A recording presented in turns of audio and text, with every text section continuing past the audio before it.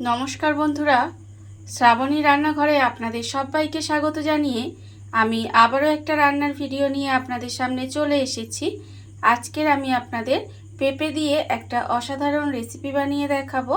আশা করি আপনাদের ভালো লাগবে। তার জন্য কিন্তু আমার পুরো ভিডিওটা আপনাদের দেখতে হবে। আর দেখা শুরু করার আগে একটা লাইক দেবেন, সুন্দর একটা কমেন্ট করবেন আর শেয়ার করতে ভুলবেন না। তাহলে চলুন আজকের আমি এই পেঁপে দিয়ে কি বানাই সেটা আপনারা একবার দেখে নিন। রান্নাটা করার জন্য প্রথমে আমি এখানে গ্যাসটা অন করে একটা কড়া বসিয়ে দিয়েছি আর কড়ার মধ্যে দিয়েছি বেশ কিছুটা জল। এবারে জলটা আমার এখানে প্রায় গরম হয়ে এসেছে। আমি এখানে দিয়ে দেব পেঁপে।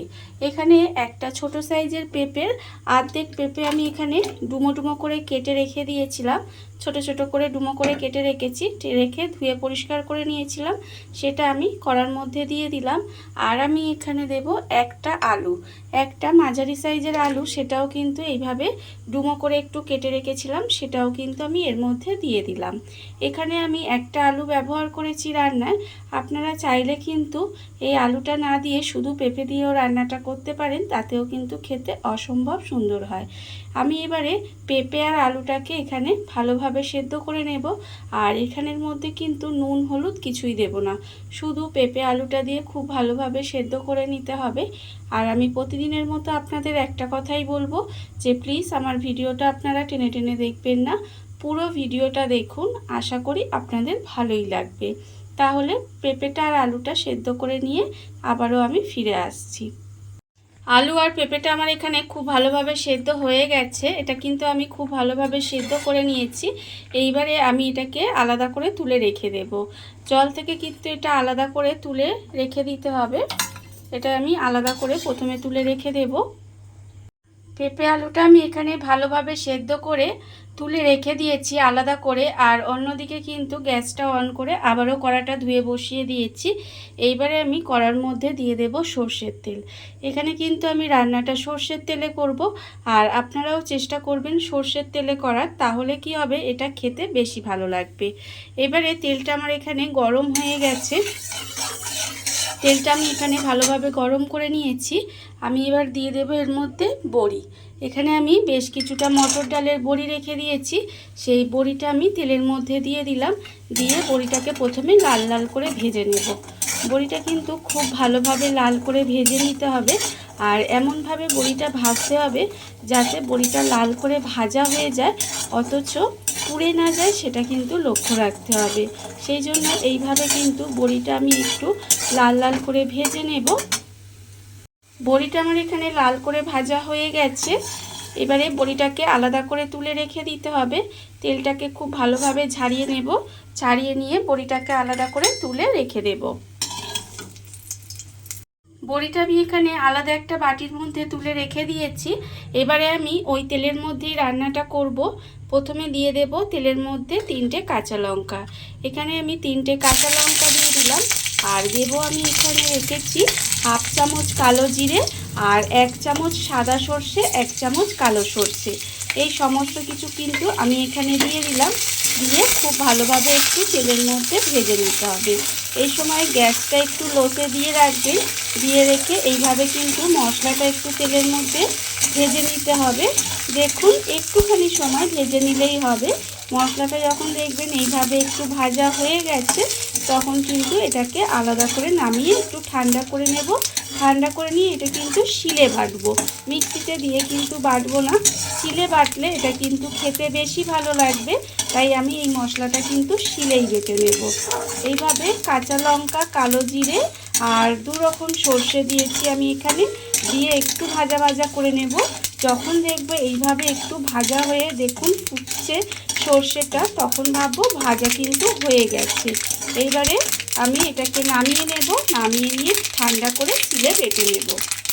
মশলাটা আমি এখানে ঠান্ডা করে শিলে বেটে নিয়েছি। আমার কিন্তু মশলাটা এখানে বাটা হয়ে গেছে। আর অন্যদিকে যে পেঁপে আলুটা আমি এখানে সেদ্ধ করে রেখেছিলাম, সেটা কিন্তু ঠান্ডা হয়ে গেছে। এইবারে আমি যে মশলাটা রেডি করেছিলাম, সেই মশলাটা কিন্তু আমি এর মধ্যে দিয়ে দেব। মশলাটা আমি এর মধ্যে দিয়ে দিলাম। আর আমি এর মধ্যে দিয়ে দেব এখানে আমি রেখেছি আন্দাজ মতো নুন, আছে আমার হাফ চামচের একটু বেশি চিনি, আছে হাফ চামচ হলুদের গুঁড়ো। এই সমস্ত গুঁড়ো মশলাগুলোও কিন্তু আমি এখানে দিয়ে দিলাম।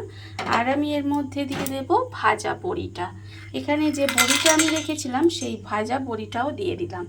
দিয়ে এবারে খুব ভালোভাবে একটু মাখিয়ে নেব। এটা কিন্তু আলতো হাতে ভালোভাবে মাখিয়ে নিতে হবে। এইভাবে আমি কিন্তু খুব ভালোভাবে মাখিয়ে নেব। আর আপনারা তো পেঁপের অনেক রকম রেসিপি করে খেয়েছেন, এইভাবে একবার পেঁপেটা বানিয়ে দেখবেন, আশা করি আপনাদের ভালোই লাগবে। আমি আগেই বলেছি যে আমি এখানে আলু দিয়েছি একটা, আপনারা চাইলে কিন্তু এই আলুটা ছাড়াও করতে পারেন, তাতেও কিন্তু খেতে ভীষণ ভালো হয়। আমি এই মশলাটা খুব ভালোভাবে কিন্তু পেঁপে আর আলুর মধ্যে মাখিয়ে নেব। এটা আপনারা হাতে মাখা পেঁপেও বলতে পারেন, পেঁপের রেসিপি। দেখুন আমি কিন্তু এটা খুব ভালোভাবে মাখিয়ে নিয়েছি। এটা কিন্তু এইভাবে সুন্দর করে একটু মাখিয়ে নিতে হবে, যাতে মশলাটা সমস্ত কিছুর সঙ্গে খুব ভালোভাবে মেখে যায়, সেটা লক্ষ্য রাখতে হবে। মাখানো আমার হয়ে গেছে। এবারে আবারও কিন্তু গ্যাসটা অন করে কড়াটা বসিয়ে দিয়েছি। কড়ার মধ্যে আবারও দিয়ে দেব অল্প একটু সর্ষের তেল। এখানে প্রায় 2 চামচ মতো আবারও সর্ষের তেল দিয়ে দিলাম। এবারে তেলটা কিন্তু আবারও একটু গরম হতে দিতে হবে। তেলটা যখন গরম হয়ে যাবে তখন এর মধ্যে দিয়ে দেব একটা শুকনো লঙ্কা। একটা শুকনো লঙ্কা মাঝখান থেকে এইভাবে একটু ফাটিয়ে দিয়ে দিয়েছি। এবারে শুকনো লঙ্কাটা যখন ভাজা ভাজা হয়ে যাবে, একটু শুকনো লঙ্কাটা ভেজে নিতে হবে। শুকনো লঙ্কাটা যখন ভাজা হয়ে যাবে তখন এর মধ্যে দিয়ে দেব কালো জিরে। এখানে কিন্তু অল্প পরিমাণে একটু কালো জিরে দিয়ে দেব, মানে খুব বেশি দেওয়ার দরকার নেই, যেহেতু দেওয়া আছে ওই জন্য অল্প সামান্য একটু কালো জিরে দিয়ে দিলাম। দিয়ে এবারে লঙ্কাটা আর কালো জিরেটা একটু ভেজে নেব। ভাজা আমার এখানে হয়ে গেছে।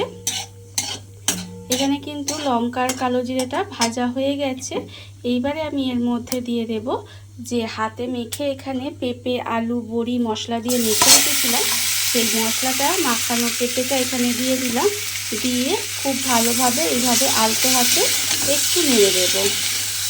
আলতো হাতে এটা কিন্তু নেড়ে দিলাম। দিয়ে এবার এই বাটিটা ধুয়ে অল্প জল দিয়ে দেব। খুব বেশি কিন্তু জল দেওয়ার দরকার নেই, যেহেতু পেঁপে আলু সেদ্ধ করা আছে, সেই জন্য কিন্তু আমি এর মধ্যে খুব বেশি জল দেব না, খুব অল্প পরিমাণে জল দেব। বাটিটা দিয়ে কিন্তু একদম অল্প একটু জল দিয়ে দিলাম। দিয়ে একেবারে গ্যাসটা লোতে করে দেব। আর একটুখানি জল দেব, আর একটু অল্প জল দিলাম, ব্যাস আর জল দেব না। দিয়ে গ্যাসটা লোতে করে দিলাম। দিয়ে ঢাকা দিয়ে একটু সময় রান্না হতে দেব। এটা কিন্তু ঢাকা দিয়ে একটু রান্না হতে দিতে হবে। গ্যাসটা লোতে দিয়ে ঢাকা দিয়ে কিন্তু আমি একটু সময় রান্না হতে দিয়েছিলাম। এর ফলে যে বড়িটা কিন্তু নরম হয়ে গেছে, আর পেঁপে আলু তো এখানে সেদ্ধ করাই আছে। এখানে কিন্তু রান্নাটা প্রায় হয়ে এসেছে। এবারে আমি এর মধ্যে দিয়ে দেব নামানোর আগে 2টো চেরা কাঁচা লঙ্কা দেব, আর দেব ওপর থেকে একটু কাঁচা সর্ষের তেল দিয়ে দেব। পেঁপে দিয়ে তো আপনারা অনেক রকম রেসিপি খেয়েছেন, একবার এইভাবে পেঁপের রেসিপিটা বানিয়ে দেখবেন, আশা করি আপনাদের ভালোই লাগবে।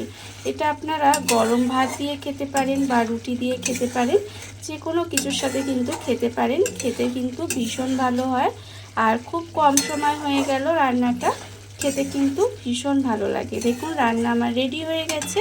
এবারে আমি গ্যাসটা অফ করে দেব, আর আপনাদের পরিবেশন করে দেখাবো ঠিক কেমন হলো। দেখুন বন্ধুরা, বাড়িতে থাকা কত অল্প উপকরণে কত অল্প সময় কত সুন্দর একটা পেঁপের রেসিপি বা হাতে মাখা পেঁপে যাই বলেন না কেন তৈরি হয়ে গেছে, আপনারা দেখতেই পেলেন। আর এটা কিন্তু খেতে অসম্ভব সুন্দর হয়। এইভাবে আপনারাও কিন্তু একদিন হলেও বাড়িতে বানিয়ে দেখতে পারেন। আর এই ভিডিওটা যদি আপনাদের ভালো লেগে থাকে, আপনারা যদি ফেসবুক থেকে দেখে থাকেন পেজটি ফলো করে দেওয়ার অনুরোধ রইল, আর যদি ইউটিউব থেকে দেখে থাকেন চ্যানেলটি সাবস্ক্রাইব করে নেওয়ার অনুরোধ রইল। তাহলে চলুন ভিডিওটা আমি এখানেই শেষ করছি। আপনারা সবাই ভালো থাকবেন, সুস্থ থাকবেন। আবারও হাজির হব নতুন কোনো রান্না নিয়ে।